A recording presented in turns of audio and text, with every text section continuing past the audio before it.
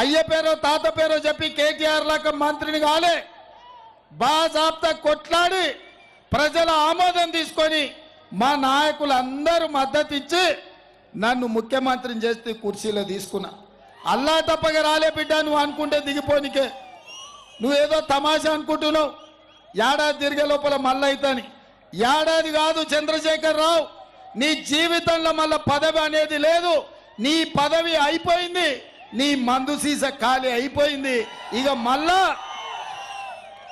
ఇక నీ జీవితంలో పదవి అనేది నీ కళ్ళతో చూడలేవు. ఇక ఇదే కాదు, నిన్న ఆయన ఖమ్మంలో చెప్తున్నాడు, వచ్చేది సంకీర్ణమే, మనకు 12 ఎంపీలు గెలిస్తే నామ నాగేశ్వరరావు మంత్రి అవుతాడని, కేంద్రంలో మంత్రి అవుతాడంట. ఎవరి చెవులో పువ్వు పెడుతున్నావు చంద్రశేఖర్ రావు నువ్వు? ఎట్లా కాంగ్రెస్కు 40 రావంటివి. కాంగ్రెస్ వాళ్ళు నిన్ను కారోని దగ్గర కూడా రానియరు. ఎవడన్నా టీఆర్ఎస్ వాడు చంద్రశేఖర్ రావు ఇంటి మీద వాలిన కాకి మన ఇంటి మీద వాలిన ఊకునేదే లేదు, ఆ కాకిని కూడా కాల్చేస్తామని చెప్పి మా కాంగ్రెస్ పార్టీ కార్యకర్తలు అంటున్నారు. రేపు మన ప్రభుత్వంలో చేర్చుకునేది లేదు. 14 సీట్లు తెలంగాణలో గెలిచి రంజిత్ రెడ్డిని ఎంపీగా ఎన్నుకొని కేంద్రంలో మహాకూటమి ఇండియా కూటమి ఇవాళ ప్రభుత్వాన్ని ఏర్పాటు చేయబోతుంది. ఒకవేళ మేము రాకపోతే వచ్చేది బీజేపీ కదా. మరి మేమేమంటున్నాం, బీజేపీలతోని చీకట్ల ఒప్పందం చేసుకున్నాడు. బిడ్డ బెయిల్ కోసం ఈ చేవెళ్ల నియోజకవర్గంలో కాసాని జ్ఞానేశ్వర్ను ఒక బలైన వర్గాలకు సంబంధించిన ముదిరాజు బిడ్డను ఎన్నికల్లో పెట్టి ఆయన ఎన్నికలు కూడా ప్రచారం చేస్తలేరు. ఈడ మా అక్క సబితమ్మ పొద్దటి పూటనేమో కారు గుర్తు అంటుంది, రాత్రిపూటనేమో కమలం గుర్తు అంటుంది. ఇది నిజం కాదా? నిజమా కాదా? కానీ మొన్న అసెంబ్లీ ఎన్నికల్లో మా లక్ష్మణ్ని ఈ నుంచి గెలిపించనుంటే ఈ నియోజకవర్గం అంతా అభివృద్ధి చేసే అవకాశం ఉండే. ఎట్లనో అక్క తప్పించుకున్నది. కానీ ఇవాళ సొంత పార్టీ మొత్తం తీసుకెళ్లి బీజేపీకి తాకట్టు పెట్టిరు. ఇవాళ విశ్వేశ్వర్ రెడ్డి ఆయన కొండ అనుకుంటుండు, మా కార్యకర్తల సంగతి తెలియదు. మేము అండగా ఉంటే కొండైనా బండైనా మా కార్యకర్తలు బద్దలు కొడతారు. ఆయన కార్యకర్తలు ప్రజలు పోతే అపాయింట్మెంట్ తీసుకొని రావాలంటుండంట. అపాయింట్మెంట్ ఏమన్నా నీ దగ్గర వ్యాపారం చేయడానికి వచ్చిండ్రా, లేకపోతే నీ దవాఖానలు ఏమన్నా దుడ్లు తక్కువ చేయమని వచ్చిండ్రా?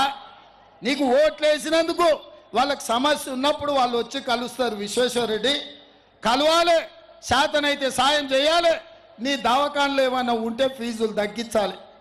అందుకే ఇవాళ విశ్వేశ్వర్ రెడ్డి రాజకీయాన్ని కూడా ఒక వ్యాపారం లాగా చూస్తున్నాడు, లాభసాటి వ్యవహారంగా చూస్తున్నాడు. ఎంత పెట్టుబడి పెట్టినా ఎంత లాభం వచ్చిందని చూస్తున్నాడు. అట్లాంటి వాళ్లకు రాజకీయం కుదరదు. ప్రజా జీవితానికి విశ్వేశ్వర్ రెడ్డి గారు ఉపయోగం లేదు. నీ దగ్గర ఎట్లాగూ 1000 కోట్లు ఉన్నాయి.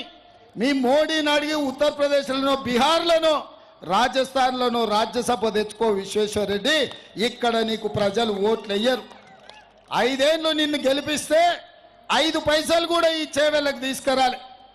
ఆనాడు చంద్రశేఖరరావే ప్రభుత్వం ఉండే, నువ్వే ఎంపీగా ఉంటివి. మళ్ళీ ఇవాళ 10 ఏళ్ళు తెలంగాణను మోసం చేసిన మోడీ పక్కన చేరి ఇవాళ మోడీ తరఫున ఓట్లు అడుగుతున్నావు. నేను సూటిగా అడుగుతున్నా విశ్వేశ్వర్ రెడ్డి గారిని. ఆనాడు కాంగ్రెస్ పార్టీ సోనియా గాంధీ గారు ఔటర్ రింగ్ రోడ్డు చుట్టూతా ఐటీఐఆర్ కారిడార్ ఇస్తే ఆ ఐటీఐఆర్ కారిడార్ ద్వారా వేలాది కోట్ల రూపాయల పెట్టుబడులు తెలంగాణకు వచ్చి లక్షలాది ఉద్యోగాలు ఈ ప్రాంతంలో వచ్చేది. ఐటీ పరిశ్రమలతోని ఈ ప్రాంతం అంతా అభివృద్ధి చెందేది. ఈ మహేశ్వరం అంతా కలకలలాడేది. అట్లాంటి ఐటీఐఆర్ను నరేంద్ర మోడీ గారు రద్దు చేసిండ్రు. నువ్వెందుకు నరేంద్ర మోడీకి వద్దని చెప్పలేదు అని నేను విశ్వేశ్వర్ రెడ్డిని అడుగుతున్నా. బయ్యారం ఉక్కు కర్మాగారం సోనియామ్మ ఇచ్చింది, అది రద్దు చేసిండు. కాజిపేటలో రైల్వే కోచ్ ఫ్యాక్టరీ ఇచ్చిండు, అది రద్దు చేసిండు. ఐఐటి ఇచ్చిండు, ఐఐఎం ఇచ్చిండు. ఇట్లా ప్రతిదీ ఆనాడు కాంగ్రెస్ ఇచ్చినవి రద్దు చేసిండు. ఇక నరేంద్ర మోడీ కూడా 2 సార్లు 10 ఏళ్ళు మనకు హామీలు ఇచ్చిండు. సంవత్సరానికి 2 కోట్ల ఉద్యోగాలు ఇస్తా అన్నాడు. 10 ఏళ్లలో 20 కోట్ల ఉద్యోగాలు ఇవ్వాలి. ఆ లెక్కన తెలంగాణకు 72 లక్షల ఉద్యోగాలు రావాలి. మరి ఇవాళ తెలంగాణకు కేంద్ర ప్రభుత్వం ఉద్యోగాలు ఇవ్వకపోవడం వల్ల 40 లక్షల నిరుద్యోగ యువకులు ఇవాళ తెలంగాణలో దిల్సుఖ్ నగర్లో, అశోక్ నగర్ చౌరస్తాల్లో, అమీర్పేట్ చౌరస్తాల నిరుద్యోగులుగా తిరుగుతున్నారు. అదేవిధంగా రైతుల ఆదాయం రెండింతలు చేస్తా అన్నాడు. రైతు వ్యతిరేక నల్ల చట్టాలు తెచ్చాడు. పేదోళ్ళ ఖాతాల స్విస్ బ్యాంకులో లక్షల కోట్ల నల్లధనం ఉంది. ఆ నల్లధనం తెచ్చి ప్రతి పేదవాళ్ళు, ముఖ్యంగా మా అక్కల ఆడబిడ్డల ఖాతాలల్లో 15 లక్షల రూపాయలు వేస్తా అన్నాడు. అక్క ఒక్క రూపాయన్ని వేసిండా మోడీ? 15 లక్షలు వేసిండా? 15,000 వేసిండా? 15 రూపాయలన్నీ వేసిండా? 15 పైసలన్నీ వేసిండా? విశ్వేశ్వరరెడ్డి వచ్చి అడుగుదురా మా అక్కల్ని. మోడీ గారు దుడ్డు కూడా ఇయ్యలే.